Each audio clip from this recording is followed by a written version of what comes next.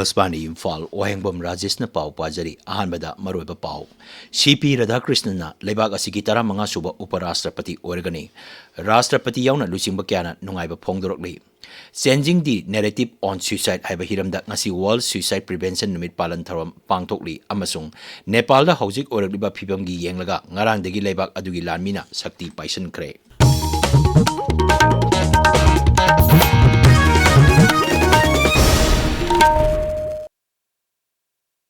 CP Radhakrishnan lebak asigi 15 suba uparashtrapati oirgani ngarang pangthokiba uparashtrapati gi mikhalda India gi mirep Sri Radhakrishnan na India block ki mirep hanagi Supreme Court ki judge B Sudarshan Reddy bu vote masing chama yangkhaini da maithiba pirambani mikhal asigi returning officer oiriba Rajya Sabha gi Secretary General PC Modi hai apunba voter satret marphu mathoi gi manungda satret humbutaret sadasana vote thadaki madugi manungda vote satret yangkhaini thoi yaki aduga mangana invalid oiki Tamil Nadu gi Tirupurudagi haurakiba Chandrapuram Ponu Sami Radhakrishnan RSS amasung Jana Sangha gumba sangsan singda saruk yarkiba luchingba amani mahak Kombaitu dagi Lok Sabha da anirak karaki Sri Radhakrishnan Jharkhand Telangana Puducherry amasung Maharashtra ki Rajyapal oina thawpurami mikhal mai palaba matung paumi singda wangang bada CP Radhakrishnan hai mikhal da mai pakpa haibasi Bharat pumbagi mai pakpani leibak asibu English singani niputareta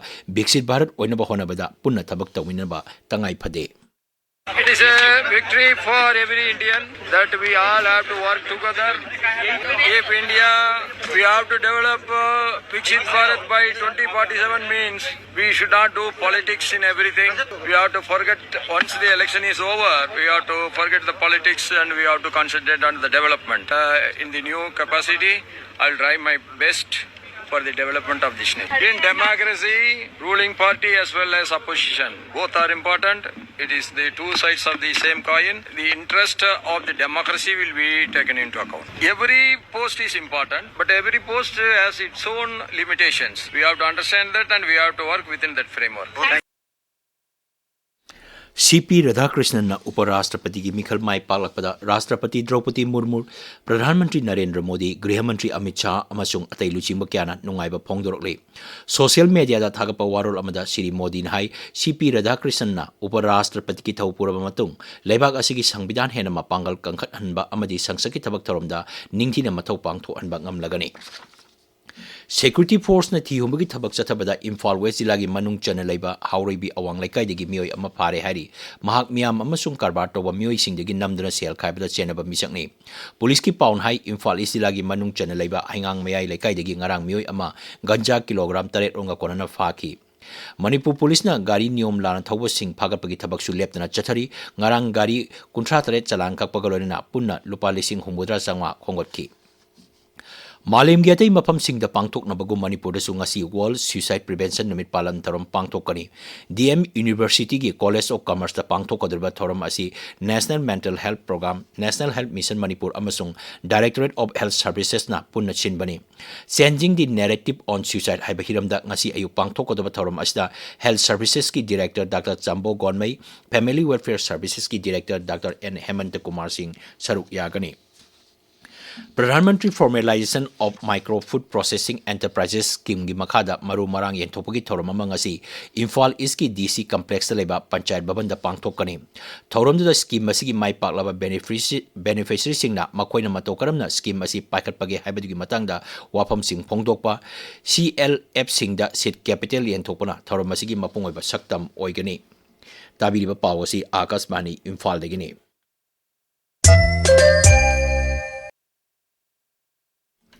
Nepal da hojik oiriba irang asigi makha tarakpada ngarang numidang pung 10 dagi Nepal lambina sakti paisan kre leibak sinba thungbada high alert lauktokre maruiba lambi sing amasung mafam singda lanmi thamjinduna miyam asoi engam yaudana ba honari irang ase chenaba mioi sing Nepal lanmina phagatpagi thabak haukre Nepal lanmi gi makok Asok Ras Sigelna leibak adugi ain amasung shanti raksa paisile haina lauktokki mahangna jati gi miyam da leibak adugi ain paisile haina lauktokki ba asi yamna atamba thokdok amani hairi Nepal da hojik oirakliba phipam asida nungnang ba phongdokpaga loinana Pradhan Mantri Narendra Modi yauna malem gi luchingba kyana ingna tapna shanti leinaba appeal tawrali Pradhan Mantri Narendra Modi na Sabhapati oiduna Cabinet Committee on Security gi mifam ama ngarang Nai Delhi da pangthoktuna Nepal da oirakliba phibomgi matangda kupna khanakre.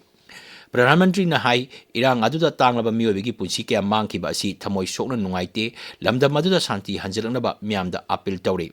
Marak asida Kathmandu da laiba airport thingjinkhibadigi Indian Airlines Kathmandu paigadaba flight sing cancel tawkre. Air India amasung Indigo gi flight singchu cancel tawre hari.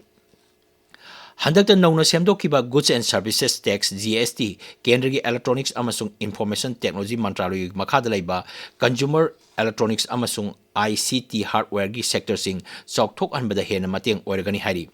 Tax hantahanba asina masigi polam sing miyamna laibada khudong sahanbaga loinana lamdamasda IT gi polam sing pothokpada hena mapangal kangkhal halagani.